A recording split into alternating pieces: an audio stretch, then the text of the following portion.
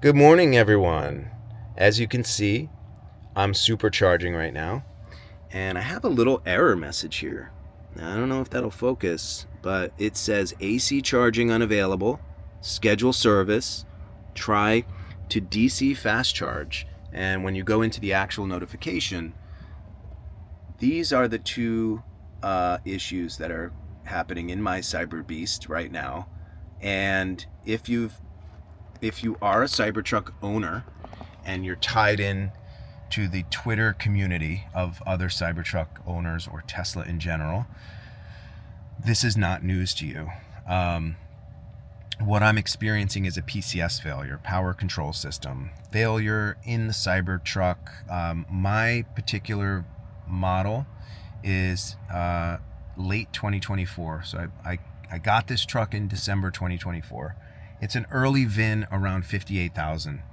So not a foundation series, which were the first ones to roll off the assembly lines, but pretty close to the beginning is where mine falls in. So what's happening? A couple of weeks ago, I was on Twitter, and again, I'm plugged into the Tesla ecosystem. I'm an investor, and I'm very passionate about the company, so I follow a lot of the news. And I started noticing some stories about this PCS failure that other Cybertruck owners were experiencing, where they plug their truck in at home and it doesn't charge, and they have this error message. So 2 days ago, I come home from the gym. It's early in the morning, and I noticed that my truck's at around 60%. So I plug it in, go inside, having coffee. I usually keep my truck around 80% all the time, and I never think about charging the truck, or I never think about my battery level, because I run around town, and as long as, this truck has 300 miles of range, basically, if I keep it around 80%, I'm always prepared for whatever, trip I might need to take. So I'm sitting down having coffee, and I get a notification on my phone that charging has stopped. And I look at my phone and I say, oh, that's weird. It only charged to 74%, not 80. Let me go out and take a look. So I unplug it, replug it, and it's not charging. Now, I've been reading about this story, so I said, oh crap, let me hop in and take a look. And that's when I saw those error messages, and picked up my phone. This is why Tesla's so cool. If you have a legacy manufactured car from one of the other, legacy automakers, basically anything not Tesla, the service and issues that you might run into with servicing your vehicle or scheduling an appointment, it's a nightmare.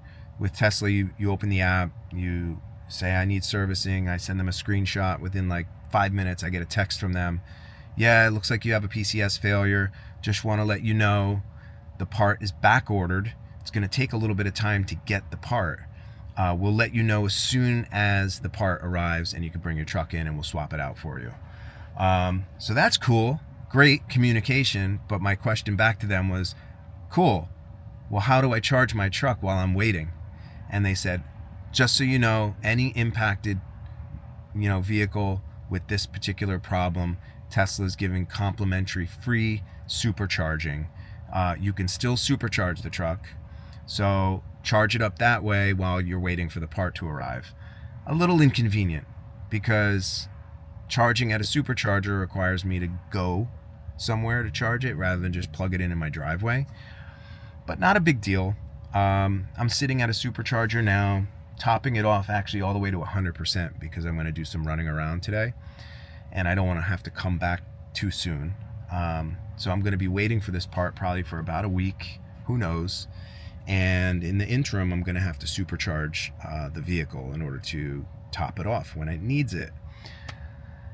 Is this an issue? Not so much for me. I don't drive a lot. I can imagine this could be a pretty big inconvenience if you live in the middle of the sticks and you don't have superchargers everywhere the way I do in North Jersey. So this is an issue. It's happening to a big chunk of Cybertruck owners right now. I'm putting this video out as a PSA, just to let people know, what the experience is like, what the error messages are, and how Tesla's handling this. They're giving us free supercharging. while this part is, they're going to ramp up manufacturing of this part. And I think what they're going to do is start doing a silent recall. So as these impacted trucks get brought in for other things, you know, servicing, they'll just start swapping this component out with a modified, updated version that doesn't have this issue. But for right now, they're trying to catch up. And I knew what I was getting into with this truck. I knew I was on the bleeding edge. This is a new platform for Tesla. I know the Tesla philosophy is to put out bleeding edge technology and, you know, break things fast, fix things fast, move fast. And so I knew there could be some bumps along the way, and I'm very patient. I love the company, I love the truck. The minor inconveniences I've had so far have not detracted from the overall experience of owning a vehicle like this. A lot of fun, super versatile, fast, just amazing. I can't imagine driving anything else right now. So, but that said, you know, there are some cons, you know, with owning a new platform like this. You know, when stuff like this happens, you might get caught up in it. And for this one, it's a little bit of a pain, but we're going to survive. And there's also a temptation to look at a vehicle at this price point. So this Cyberbeast out the door was like $112,000. So you say, wow, for a vehicle at this price point, I shouldn't have any issues. But the price point of a vehicle doesn't dictate whether there are or aren't issues. Just talk to any McLaren owner. They'll tell you. You could spend $250,000 on a car and not know whether it's going to start every day. So, you know, that's what happens with new technology. So for other Cybertruck owners, just know Tesla's got your back. They're going to give you free supercharging. It's inconvenient, but it is what it is. This comes with the territory of owning a fledgling platform on a company that iterates quickly and has, you know, really high-end technology that no other vehicle has. So take the good with the bad, and know that Tesla's going to work with you, and they're working with me, and I'm just like, okay, I'll supercharge for a little while, not a big deal. So again, I'm putting a link in the bio to a website of a guy who's a Cybertruck owner on X, who created a website where you could put your VIN in of your Cybertruck and see if you have the outdated PCS or the PCS module that's having issues right now. Just so you know, hey, I got this issue. You might want to bring it up to the service center once they catch up with production on this part, and see if they can proactively swap it out for you. But take a look at that website. This is why this community is awesome.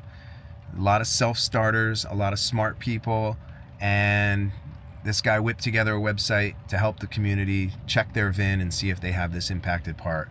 And it's tied into some live database because people who had the part swapped out already went back in, and they're no longer on the list because their part is updated. So really cool.